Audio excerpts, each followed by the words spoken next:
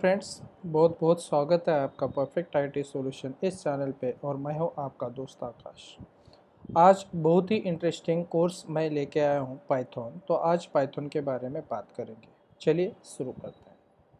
तो आज का जो टॉपिक है हमारा वो introduction to Python. So Python language क्या है और कौन कौन से एप्लीकेशन पाइथन लैंग्वेज के अंदर बने हुए हैं, ये सारी चीज़ें आज के इस सेशंस में हम देखने वाले हैं। तो चलिए शुरू करते हैं। What is Python? पाइथन क्या है? पाइथन क्यों सीखनी चाहिए? पाइथन कौन कौन से कैंडिडेट्स और कौन कौन से स्टूडेंट्स पाइथन लैंग्वेज को सीख सकते हैं, ये सारी चीज़ें आज के इस पाइथन सेशन के अंदर हम कवर करेंगे। और उसी के बाद में हमारा आता है पॉपुलर एप्लीकेशन इन पाइथन। सो कौन कौन से एप्लीकेशंस पाइथन लैंग्वेज के अंदर बने हुए हैं, ये सारी चीज़ें आज के इस सेशंस में हम कवर करने वाले हैं। सो दोस्तों, व्हाट इज़ पाइथन? पाइथन क्या है? तो सबसे पहले हम जान लेते हैं पाइथन लैंग्वेज हमें क्यों सीखनी चाहिए और पाइथन लैंग्वेज कौन कौन से कैंडिडेट सीख सकते हैं। सबसे पहले पाइथन एक बहुत ही आसान प्रोग्रामिंग लैंग्वेज है जो कोई भी व्यक्ति पाइथन लैंग्वेज को सीख सकता है।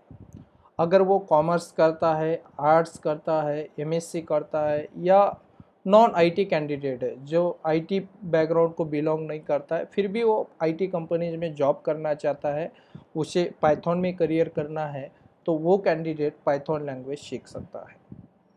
पाइथन लैंग्वेज सीखने में बहुत ही आसान लैंग्वेज है because of interpreted programming language है और डायनेमिक टाइप प्रोग्रामिंग लैंग्वेज है।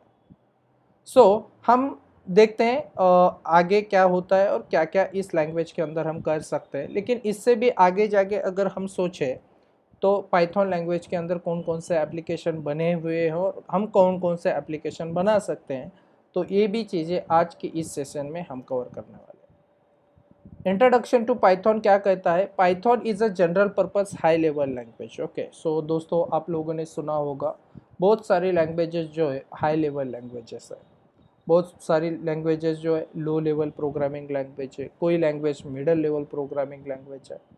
पाइथन एक जनरल पर्पस और हाई लेवल लैंग्वेज है। जनरल पर्पस यानी आपका कोई अगर उद्देश्य है, आपको किसी भी प्रकार का डेवलपमेंट करना है, तो पाइथन लैंग्वेज के अंदर हम कर सकते हैं। अब हम प्रोग्रामिंग लैंग्वेज का इस्तेमाल करते क्यों है? तो हम सबको पता है कि हमें इसके अंदर या तो सॉफ्टवेयर डेवलप करना है, वेब एप्लीकेशन डेवलप करना है, मोबाइल एप्लीकेशन डेवलप करना है, या फिर हमें सॉफ्टवेयर टेस्ट करना है। ये सारी चीज़ें जो ऑटोमेशन टेस्टिंग हम परफॉर्म करना चाहते हैं, तो उसके लिए भी हमें स्क्रिप्ट लिखनी पड़ती है, और वो स्क्रिप्ट लिखने के लिए हमें पाइथन लैंग्वेज सीखनी जरूरी है। सो पाइथन लैंग्वेज जो है वो general purpose high level language. अब हाई लेवल लैंग्वेज क्या होती है?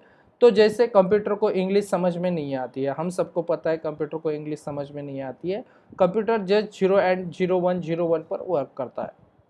तो हाई लेवल लैंग्वेज जो होता क्या है कि जो कोड हम लिखते हैं वो हम इंग्लिश में लिखते हैं, लेकिन कंप्यूटर जो हमारे प्रोग्रामिंग का कोड जो कंपाइलर होता है वो क्या करता है, कोड को कन्वर्ट करता है और कंप्यूटर को दे देता है। तो कंप्यूटर उस पर सारे ऑपरेशन परफॉर्म करने के बाद हमें आउटपुट शो करता है। तो ये जो सिंपल जर्नी है, यानी कि ट्रांसलेशन जो करने का जो ऑप्शन है, वो हाई लेवल लैंग्वेज के अंदर बना हुआ है। तो इसीलिए पाइथन जो लैंग्वेज है वो हाई लेवल लैंग्वेज कहलाती है, और साथ में जनरल पर्पज है, यानी कि आपका जो कोई उद्देश्य है आप इसमें पूरा कर सकते हो। अब इसका मतलब क्या है कि पाइथन लैंग्वेज हम क्यों इस्तेमाल कर सकते हैं और क्या क्या चीज़ें हम इसके अंदर कर सकते हैं। तो सबसे पहले हम डेस्कटॉप एप्लीकेशन का डेवलपमेंट इस लैंग्वेज के भीतर कर सकते हैं। जैसे आप सब लोगों को पता है, डेस्कटॉप एप्लीकेशन वो होते हैं जो हमारी ऑपरेटिंग सिस्टम के लेयर के ऊपर काम करता है। ओके, जैसे कि अगर आपके सिस्टम में कोई ऑपरेटिंग सिस्टम है और उसके बाद आप उस पर कोई सॉफ्टवेयर इंस्टॉल कर रहे हो, जैसे मोजिला फायरफॉक्स है, गूगल क्रोम है, या फिर कोई आपका प्रोग्रामिंग का आईडी है, जैसे आप लोगों ने देखा होगा नोटपैड प्लस प्लस, या फिर आपका कोई म्यूजिक प्लेयर है, तो ये जो सारी चीज़ें आती है यह हमारी डेस्कटॉप एप्लीकेशन के कैटेगरी में आती है। जैसे कि दोस्तों, हम लोगों ने देखा है कैलकुलेटर। ओके, सो ये हमारा कैलकुलेटर है। तो ये जो कैलकुलेटर नाम का जो एप्लीकेशन है, ये वाला जो आपकी स्क्रीन पे दिखाई दे रहा है, ये एप्लीकेशन जो होता है ये डेस्कटॉप एप्लीकेशन है। तो ये जो डेस्कटॉप एप्लीकेशन बना हुआ है ये कौन सी लैंग्वेज के अंदर बना है, तो ये पाइथन लैंग्वेज के अंदर बना हुआ है। ओके, तो ऐसे एप्लीकेशन जो होते हैं जो डेस्कटॉप एप्लीकेशन के कैटेगरी के अंदर आते हैं। अब उसके बाद आता है हमारा वेब एप्लीकेशन जो हम सर्वर से एक्सेस करते हैं, जिसे हम वेबसाइट्स कहते हैं। जैसे आप लोगों ने यूज किया होगा, फेसबुक है, यूट्यूब है, या फिर आपके सामने आता है इंस्टाग्राम। तो ये जो सारे हैं ये हमारे सोशल मीडिया वेब एप्लीकेशन है। ओके, जहाँ पे हम सोशल और रिलेटेड जो कुछ एक्टिविटी है वो परफॉर्म कर सकते हैं, तो उसी के लिए हम उन वेब एप्लीकेशन का इस्तेमाल करते हैं। मोबाइल एप्लीकेशन जो हमारे मोबाइल के अंदर आता है, जिसे हम एंड्रॉयड प्रोग्रामिंग भी कहते हैं, लेकिन वो जो डेवलपमेंट होता है वो भी हम पाइथन लैंग्वेज के अंदर डेवलप कर सकते हैं। मशीन लर्निंग कॉन्सेप्ट है, फिलहाल मार्केट में बहुत चल रहा है, आर्टिफिशियल इंटेलिजेंस है। तो इन जैसा अगर कोई भी डेवलपमेंट है तो वो भी हम पाइथन लैंग्वेज के अंदर कर सकते हैं। ओके, सो इन सारी लैंग्वेजेस इन सारे डेवलपमेंट के लिए हम पाइथन लैंग्वेज का इस्तेमाल करते हैं। इसके अलावा पाइथन लैंग्वेज के अंदर कौन कौन से एप्लीकेशन बने हुए हैं, तो वो एप्लीकेशन है जैसे यूट्यूब है, तो यूट्यूब पाइथन लैंग्वेज के अंदर बना हुआ है। गूगल है जो दुनिया का सबसे बड़ा सर्च इंजन कहलाता है, तो वो जो वेब एप्लीकेशन या सर्च इंजन है वो पूरे तरीके से हमारा यूट्यूब पाइथन के अंदर बना हुआ है। इंस्टाग्राम आप लोग जो सोशल मीडिया के लिए यूज़ करते हैं, फिलहाल तो बहुत पॉपुलर है, लेकिन जो इंस्टाग्राम एप्लीकेशन है वो भी पूरे तरीके से हमारा पाइथन लैंग्वेज के अंदर बना हुआ है।